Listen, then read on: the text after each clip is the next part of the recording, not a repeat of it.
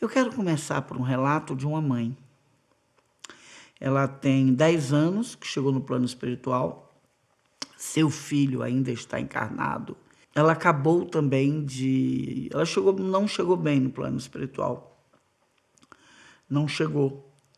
Ela não chegou bem exatamente por causa desse filho. Ela disse o seguinte, que quando ele nasceu, o mundo parou para ela, né? O mundo parou, ela queria parar de trabalhar e o marido dela disse, mas nós temos um filho, né? Nós tivemos um filho porque nós dois trabalhamos, nós dois precisamos dessa verba para educar melhor nosso filho. E ela disse que ia trabalhar, chegava no emprego, ela não conseguia parar, ficava preocupada. A babá botou o menino afogado, a babá queimou o filho, a babá não deu a comida. Diz que ela ligava assim, quase que de meia hora, para a pessoa que estava tomando conta do menino. E se desse um jeito dela ir em casa, no meio do trabalho, ela largava tudo, ia, começou a faltar o trabalho. E aí o próprio marido e o médico que estava acompanhando, né, o marido contava isso ao médico, começou a ver que tinha uma relação ali que ela precisava trabalhar isso. Aí a psicologia explica esse tipo de coisa assim. Está muito ligada ainda ao feto, a mãe não está conseguindo, pôs para o lado de fora, né? Fisicamente, mas emocionalmente ainda não conseguiu. A psicologia vai muito por aí. E, apesar de ser um pouco mais profundo que isso, ou bem mais profundo que isso, essa estratégia da psicologia ajuda, tem ajudado muito as mães nesse tipo de questão, trabalhar essa liberação do neném, né? E ela conta que foi sempre assim, ela não quis mais ter nenhum filho, não quis ter mais filho, e o marido também assistindo como foi a maternidade para ela, também não insistiu em ter mais filho, não é?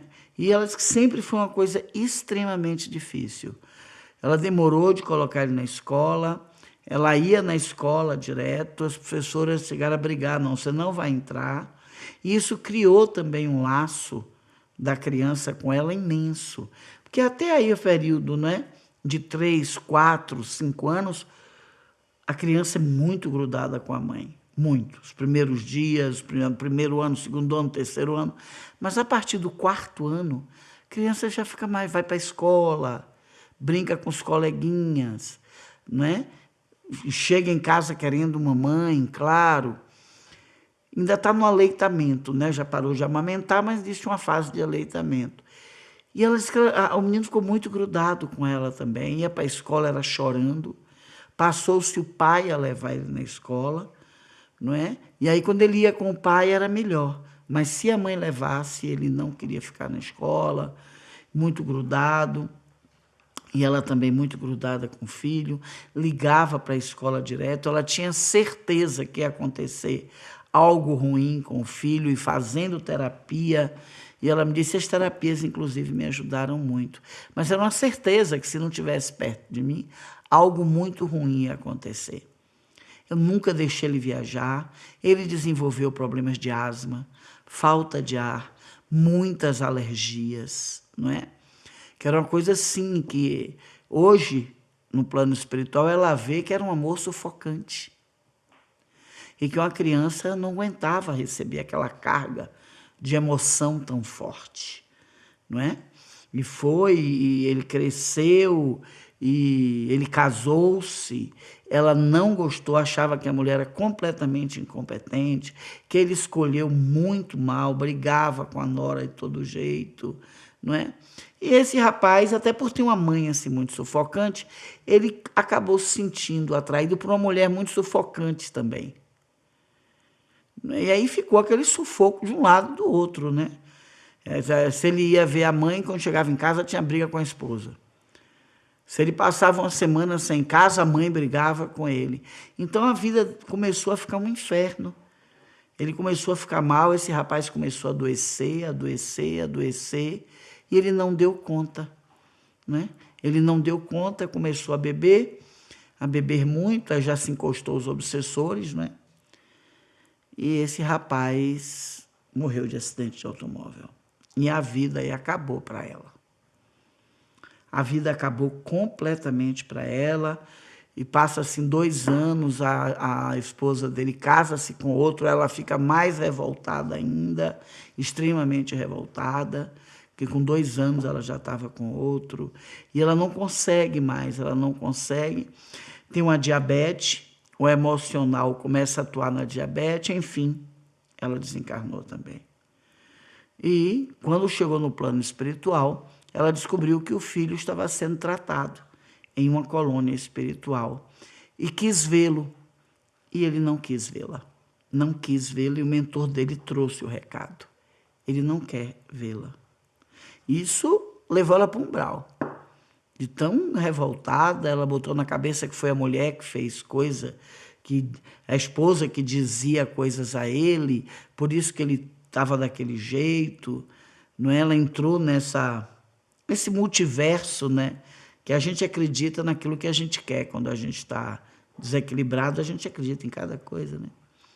E ela entrou nisso e ele foi melhorando, melhorando, melhorando, até que ele conseguiu ir ao umbral. E ele já sabia que ela era a alma gêmea dele. Então ele vai, não relata para ela isso, mas diz a ela, eu precisei ficar um tempo sem a sua influência. Eu não quis te receber. Eu não quis porque você me ajudou muito a dar desvios encarnatórios na minha vida. Eu não ia casar com aquela moça, mas eu casei também meio que para sair de casa, para sair logo, e acabei atraído por uma mulher muito parecida com você, não é? E hoje eu sei por que isso também.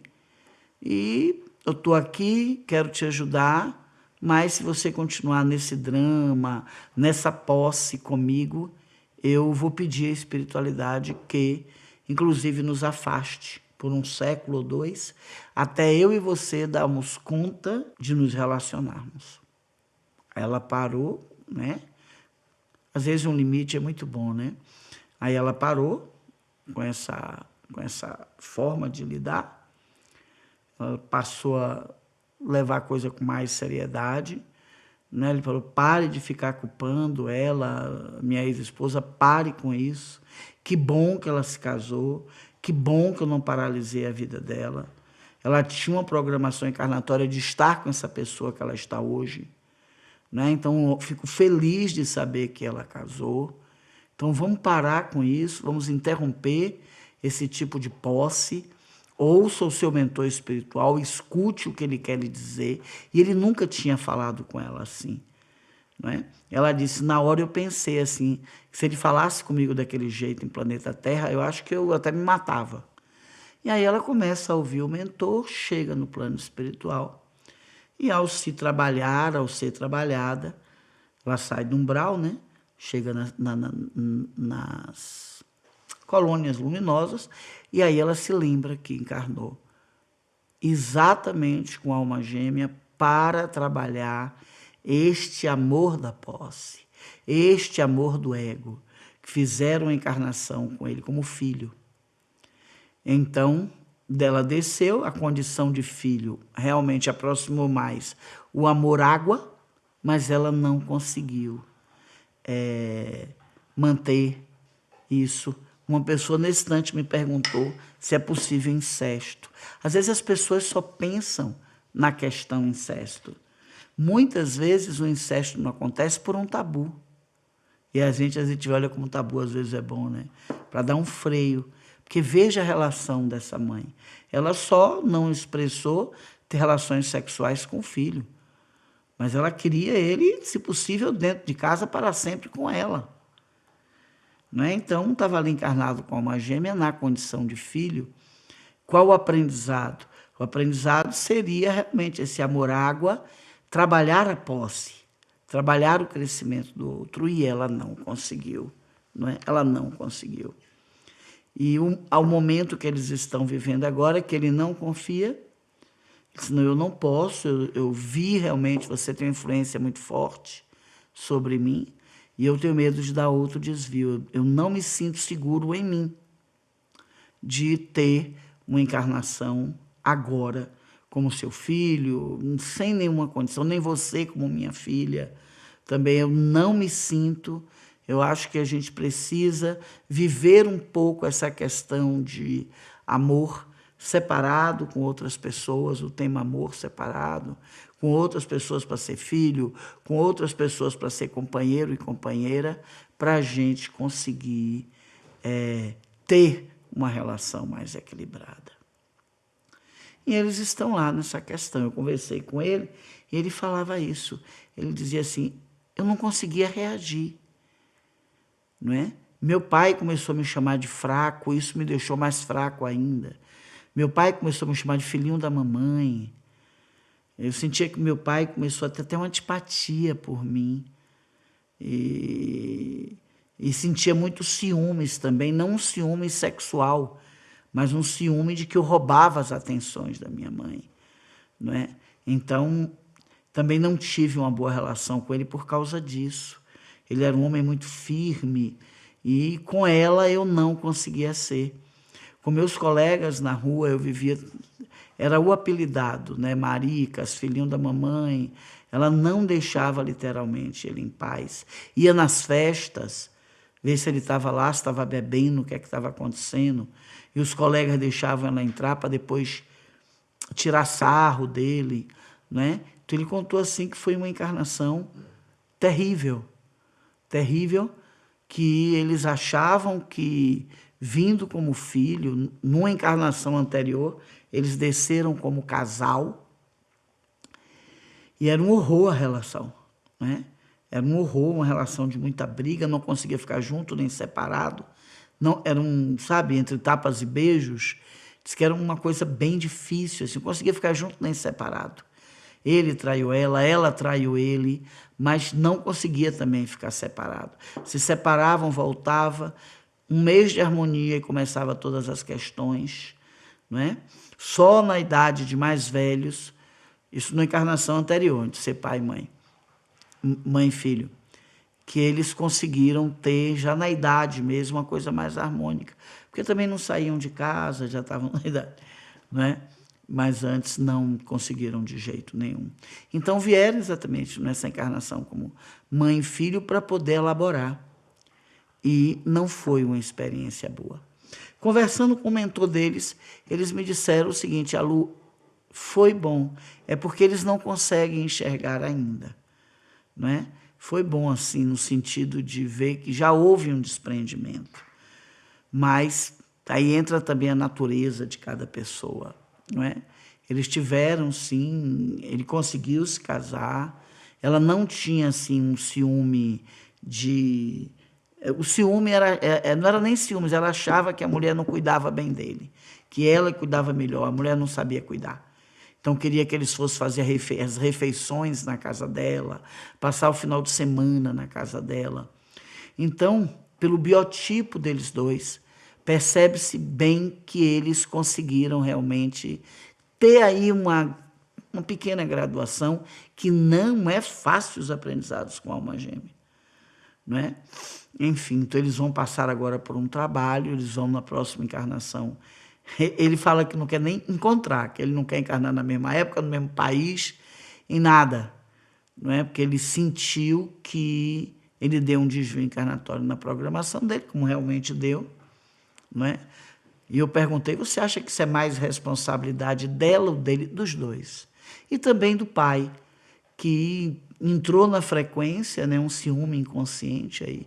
O pai sim tinha ciúme deles dois, entrou aí num ciúme inconsciente e não conseguiu ajudá-los mais. Então, eles ficaram também sem essa ajuda, não é? Então a pessoa que encarnou com ela ia trabalhar e ajudá-los nesse sentido, né? Então eu escolhi esse caso porque essa relação mãe-filho, eu já atendi muito isso em consultório, gente, e já peguei alguns casos assim bem sérios, sabe? Bem sérios mesmo. Eu tinha um paciente que a mãe ia para a cama. Ela entrava no quarto, ele estava dormindo, a esposa já tinha saído. Ela deitava na cama, abraçava, dizia que tinha saudade dele. Tinha saudade, ela falava, eu sinto saudade física dele andando dentro de casa. e tinha um pouco de eros, né? Até pelo tabu e por tudo, ela nunca pensou ou ligou com a sexualidade. Mas ela dizia assim, eu adorava quando ele saía do banheiro, o perfume da barba. Tinha uma erotização aí, não tinha uma sexualização. Mas eu atendi um caso de uma paciente que tinha uma erotização. Então, a pessoa que me perguntou de incesto, a sexualização é realmente o desejo de ir para a cama com alguém. Mas existe o processo de erotização, não é? Eros é o parceiro de psique, é como se fosse a alma gêmea de psique. O processo de erotização é isso, não é? O sentimento que uma mãe tem por filho não tem nada a ver com ele sair do banheiro com um cheiro de que passou barba, né? Loção, não é? Não é outro, tá em outro lugar, tá em outra seara a relação. E foi muito difícil para ela mesmo. Foi muitos trabalhos que nós fizemos, ela veio ser minha iniciada, não é? E quando ela foi vendo isso, que ela foi, através do autoconhecimento, aprendendo o que era erotização, eu botei para ela estudar isso. Um dia ela chegou para mim no consultório e me disse, Lu, será que eu estou erotizando inconscientemente a relação com meu filho? Não pelo amor de Deus, não é? Enfim, e foi aí que ela conseguiu também libertar mais esse filho. Eu já peguei caso de paciente, do rapaz parecer o marido da mãe, de mães que se separam, o marido que se separou da mulher ainda tem um sentimento de posse por ela também, tem um filho aí com 20 anos, começa a dizer que ele é o homem da casa, e eu tive caso assim do garoto sentindo a responsabilidade de ter que jantar com a mãe e dançar com a mãe, porque o pai também não deixava ela ter outro relacionamento. Ainda ficava por ali, não deixava, ameaçava com o poder econômico. Quando ele começou a se tratar e melhorar, ele rejuvenesceu uns 10 anos. Todo mundo achava que ele era marido, ninguém aceitava. Quando os dois chegavam, achava que era marido. Não é? Então, eu já peguei muitos casos assim em consultório e em trabalhos também, e eu escolhi esse caso por isso, para alertar as pessoas com relação a esse amor assim, não é? Porque não liga na sexualidade, mas o risco de ligar para a sexualidade é muito grande. Acho que os tabus, tudo isso, não é? E pessoas mais equilibradas. Mas se uma pessoa é desequilibrada, embora quando há esse nível de risco de desequilíbrio, nas encarnações programadas, os mentores não incentivam esse tipo de aprendizado, enquanto existe o risco de essa posse também se associar, também se ligar à parte sexual.